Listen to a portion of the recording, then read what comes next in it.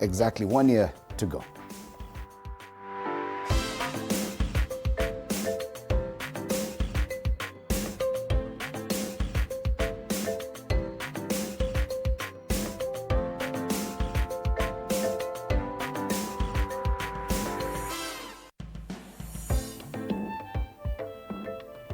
All right, and even as we anticipate the countdown to the next elections, TV47 will be ready this evening. We'll be having the inaugural Kenya Decides edition of our special coverage of the elections 2027, because we're still going with 2027 as a date. Yeah. Yes, so tune in at around 6 p.m. all the way to 10 p.m. for that edition of Kenya Decides 2027.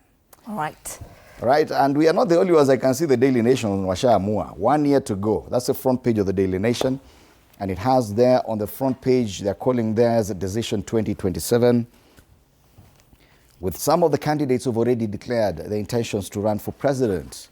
Kalonzo Musyoka, David Maraga, Martha Karua, President William Ruto there.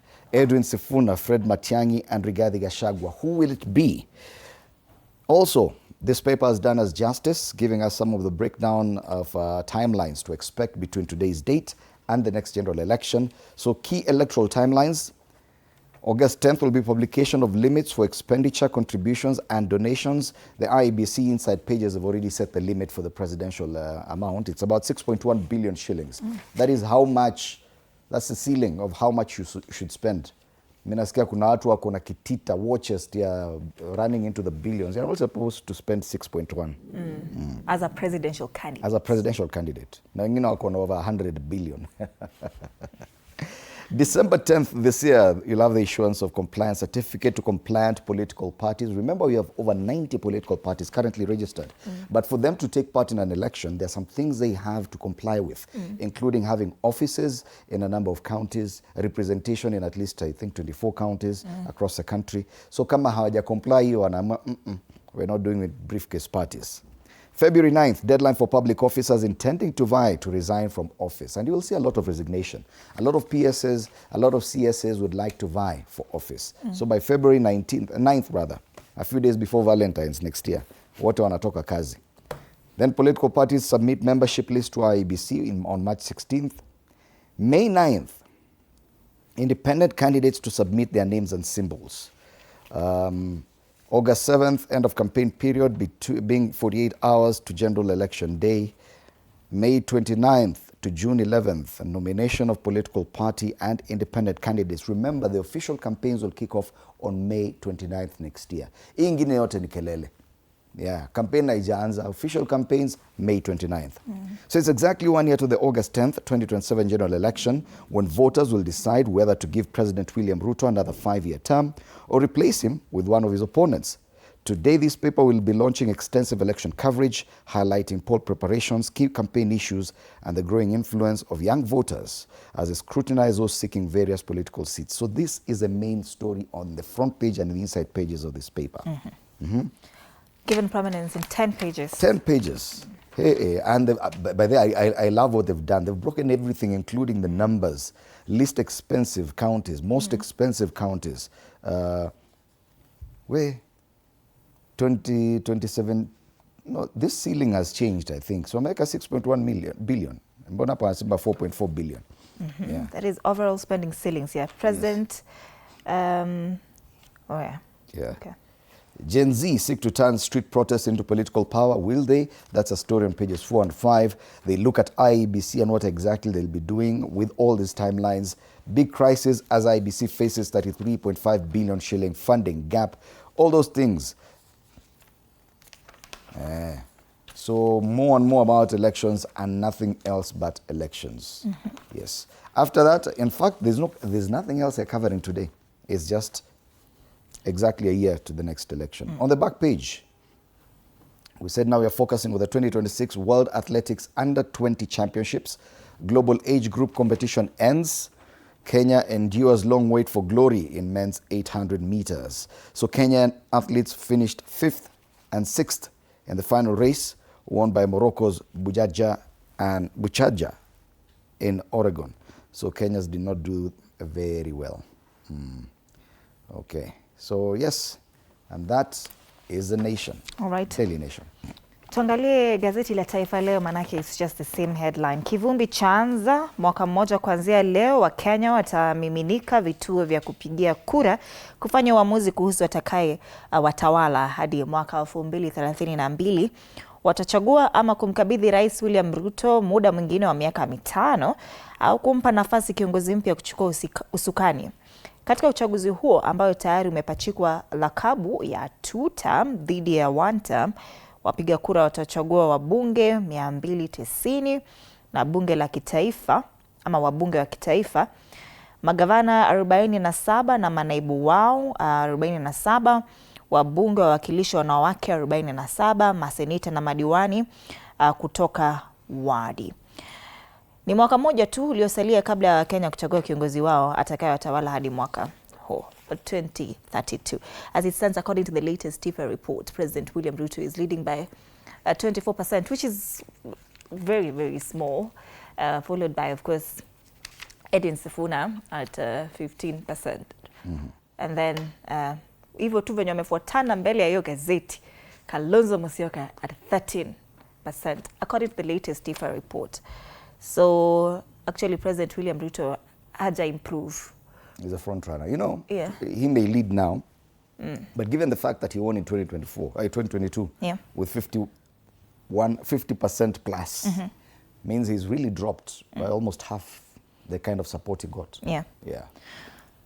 Right, that is the main story on the front page of gazeti la Taifa Leo. Kivumbi Chaanza, vidokezo zaidi, huenda mamilioni ya kamera zitumike uchaguzi ujao.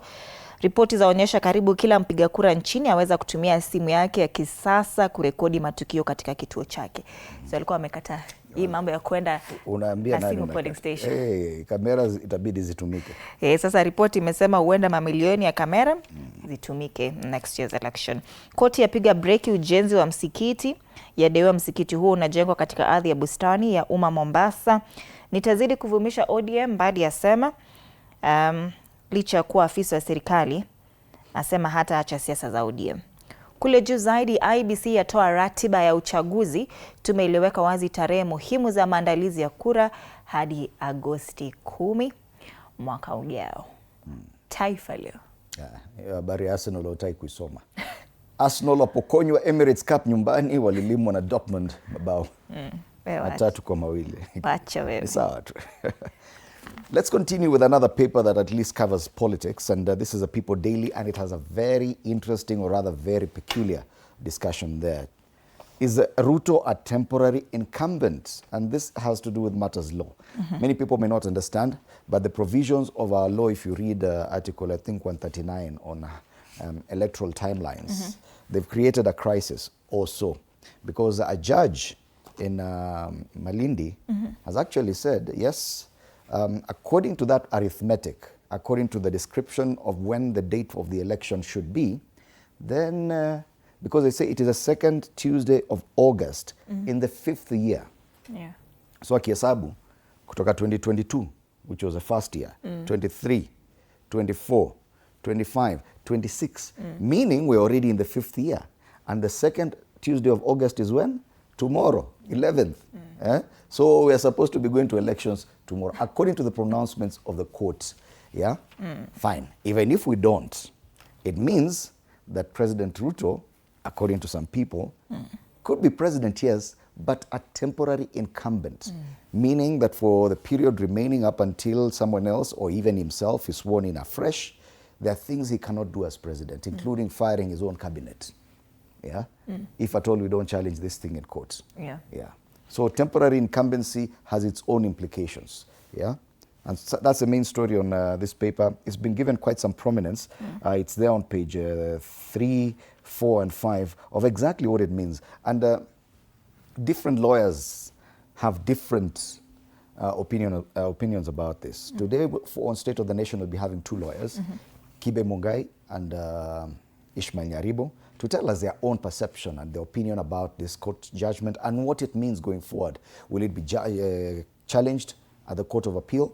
And what other court pronouncements that would be made and what they would mean for this election next year. So I think that's the most interesting one. Yes, 1 year to elections, but hey, Probably tunaenda election kesho. IBC itaweza. Kama hata wanalia funding, Hata pesa hawana pesa bwana. 41.3 billion Kenyan shillings itawatosha kweli? Haiwezi. Hiyo yenye walipewa. Yeah. They want 74.8 billion shillings. Right. So other highlights away from matters election date, why Kenya has no fuel emergency reserves to survive a global crisis. Mutakipata. Pale juu, JSS teachers a digital glitch that cost them promotions. And what would the opposition do if it actually took power? So still a lot of focus on politics. People Daily, people and politics. All right, let's take a look at the Standard now. It has stayed clear of the election news on the front page. But they say, where are the police officers on the run? Rogue cops implicated by the DCI, one of the most chilling murders in recent memory. Inspector Kenneth Kipkemboi and Constables Elijah Kibelion and Collins Kiplangat are linked to the daylight killing of Dr. Victoria Mutiso. Now, detectives have placed the three officers at different stages of the plot, with Kipkemboi and Kiplangat now on the run. Former Deputy President Rigathi Gachagua yesterday claimed the officers were paid 1.5 million shillings for the hit and that two of them were arrested but released after a phone call from Interior Cabinet Secretary Kipchumba Murkomen. The chilling question now is how officers entrusted with protecting lives became part of an execution squad and why two of them remain free. Right, so where are they? The story is on page 2. The former Deputy President is quoted here, and he said, "We are asking Mr. Amin, these officers are in Kenya. They are killers. They have killed Dr. Mutiso, and you have confirmed they participated in the murder. Why then are you releasing them after Murkomen called you?" All right, Tangalia inside pages. Joe Biden's prostate cancer battle highlights need for early diagnosis. That is another story on page 3, that former US President's prostate cancer has spread to his bones. Bone being the most common site of spread in advanced prostate cancer, affecting up to 9 in 10 men. Did you know that? Did you know that bone is the most common site of spread in advanced prostate cancer, affecting up to 9 in 10 men? So if you're in studio, you're 10 men. 9 of you. Right now, we can't even count 10. So I'm saying if, because at some point you'll be 10. MP's back proposal for an independent body to probe accidents is also on page 3. Inside Ruto's 4 years of delayed and unfulfilled grand promises. They captured this story on page 4. That Ruto campaigned as a champion of hustlers, promising lower prices and better livelihoods. And nearly 4 years later, rising costs and new levies tell a different story. Hizi ni zile gases za Olkalau were also here on the front, ndani ya page 4. That President William Ruto promised to reduce the price of a 6 kg cooking gas cylinder to 500 Kenya shillings. A promise yet to be fulfilled. Ruto's education gamble faces tough tests. Many reforms remain unsettled, leaving the president with little time to deliver before elections. And varsities are in debt, while high schools grapple with the inadequate capitation and teacher. That is also on page 5. They've called it Ruto's scorecard. And on page 6, very interesting stories, by the way, on the inside pages of the Standard. The race to stop Ruto, ambitions meet hard maths of numbers game. All right, and Edwin Sifuna is at the center of this. They'll be in Homa Bay. 16th is this week. 16th, yes, this week, this Saturday. On the back page, Kenyan stars face harsh reality in day 4 of Under 20 show. That's the Standard. Right. From the Standard, we take a look at the Star. Very little focus on anything political today on the front page. They focus on matters to do with food production. Poor rainfall leaves Kitale, Eldoret, a maize crop withered. Now, this is big news because Kitale and Eldoret, this is the main food basket for this country. This is where all the maize is grown. Yeah? Wacha ile galana kulalu. Kitale na Eldoret wakikataa kupanda mahindi mutalala njaa. Yeah. What started as a bad season, now food security concern. That story is a main one on pages 4 and 5, and it should concern many people because we're still talking about El Nino coming. Now imagine that already poor rainfall, Kitale and Eldoret have not produced as they should have. So the situation is particularly painful for commercial farmers because maize production requires significant upfront expenditure on land preparation, seed, fertilizer, chemicals, labor, and machinery. Yes, Kenya's maize basket turns brown as drought threatens food security. Yeah. So the affected counties are Trans Nzoia, Uasin Gishu, Nandi, Elgeyo Marakwet, Bungoma, Kakamega, Baringo, and Narok. Over 50,000 acres in Trans Nzoia have been affected. Big story there. And they have this beautiful photo of the first family. President William Ruto, the First Lady Rachel Ruto with their daughter Charlene, and her fiancé, this Tanzanian businessman, Isaiah Yunge. You must agree, it is a beautiful photo. It is. Yeah, it is a very beautiful photo there on the front page. And I think social media has been full of all these photos. They really allowed, and for the first time I think we got to see the president's residence. So many angles of it in Kilgoris because all cameras were there, mobile phones, everyone was just taking photos. And this is the first time we've seen that. You know, we rarely get to see even State House that open or any other president's home. But ile Kilgoris sasa tunajua vile inakaa. Courtesy of Charlene Ruto. Congratulations. Congratulations to Charlene. I remember when Benny Hinn came, akasema prayer request. Maybe that one is inconsequential, bwana. No, alipeana prayer request na majibu imefika. Sasa 2 years on. Labda ilikuwa tu mpango iko hivyo. Majibu ilifika, that's the point. Engaged Charlene radiant on her big day. A very interesting story here that's featured on page 22. A woman survives vicious leopard attack trying to save her dad in Lamu. So they say this is a 26-year-old woman in Mangal village within the Boni forest in Basuba ward, Lamu, survived a leopard attack on Friday morning.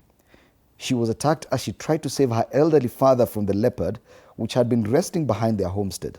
Startled by movement as the father opened the chicken coop's door to release the chicken for the day, the leopard first attacked the elderly man, who raised alarm. Alerted by her father's scream, Yusuf darted out of the house to see what was happening before the wild animal turned its attention to her. She survived. They have more photos on page 22 of what happened. Even the father was only slightly injured. Hey, oh neza. Mama. Yeah? Leopard. No, my son. Hey, it's a good one. So we wish a quick recovery.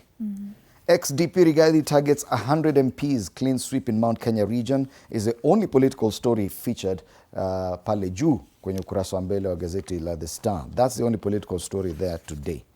Hakuna siasa mingi kwa The Star leo. Hata kama ni 1 year to elections.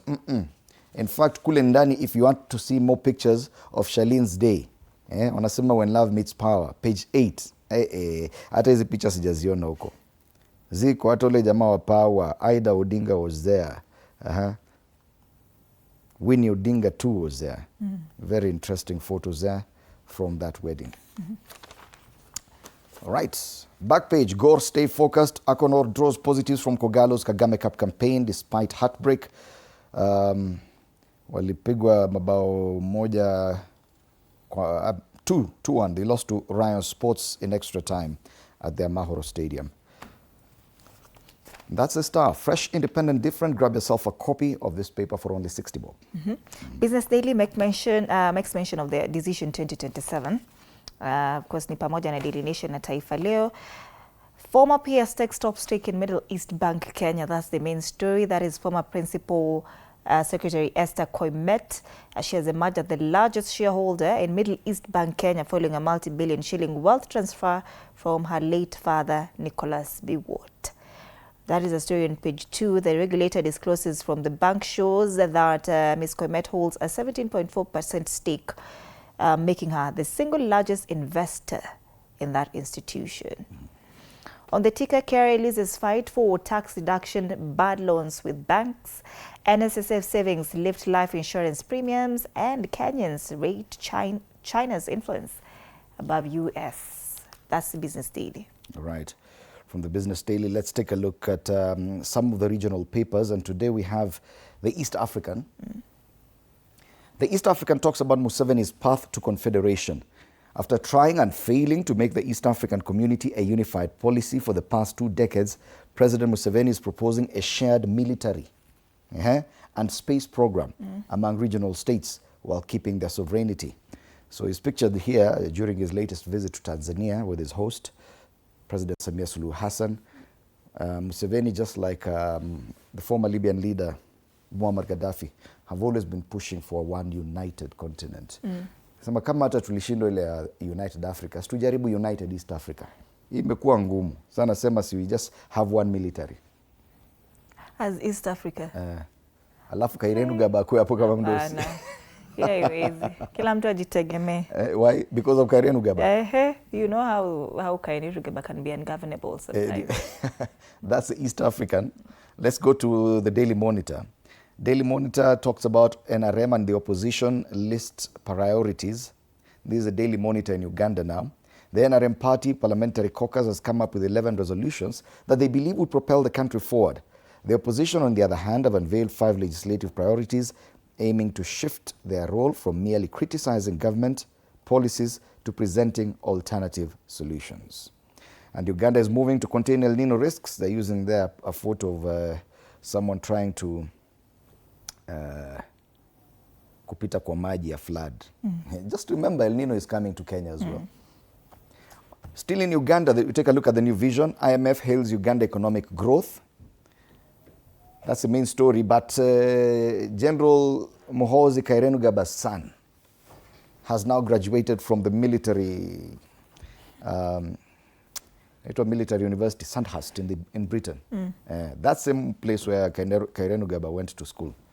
Now that the father is talking about a United East African Army, just know Kairenugaba and his son are trained military officials.